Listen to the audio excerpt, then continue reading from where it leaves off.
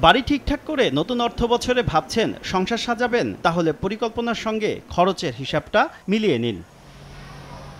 বড়সড় খরচের চাপ আসছে গৃহ নির্মাণ কিংবা সজ্জায়। 20% সুনির্দিষ্ট কর বসছে রড উৎপাদনে।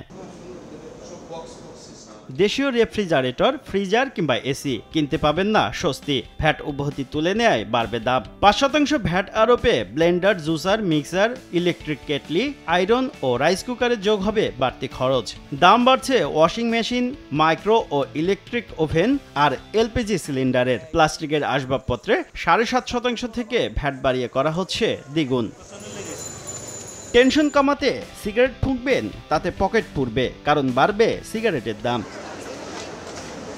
খরচের বোঝা মাথায় দিয়ে বাসায় ফিরে দেখবেন ভাত ঠান্ডা, গিন্নি গরম। কারণ আমদানিতে সর্বনিম্ন শুল্কায়ন মূল্য $20 থেকে $40 করায় বাড়ছে বিদেশি লিপস্টিক, ফেসওয়াশ সহ মেকআপ সরঞ্জামের দাম। ফ্রেশ হতে যাবেন, বাড়ছে ব্লেড ও সাবান শ্যাম্পুর দাম। সন্তানকে বিদেশি চকলেট কিনে দিতেও বাড়তি খরচ হবে আপনার। এত সব খরচের হিসাব মেলাবেন, তাহলে শুনুন। বাড়তে পারে আমদানি করা বল পয়েন্ট কলমের দাম। মোবাইল ফোন উৎপাদনে কর হার বাড়িয়ে করা হচ্ছে 10%। এত চাপের মধ্যে আসছে বাজেটে খানিকটা স্বস্তি দিতে পারে দ্রব্যমূল্য। নিত্য প্রয়োজনীয় পণ্য, প্রধান খাদ্যদ্রব্য, সার, বীজের কাঁচামালের ক্ষেত্রে বিদ্যমান শূন্য শুল্ক হার অপরিবর্তিত রাখার প্রস্তাব করেছেন অর্থ উপদেষ্টা। প্রতি টনে 500 টাকা কমতে পারে চিনির কাস্টমস শুল্ক।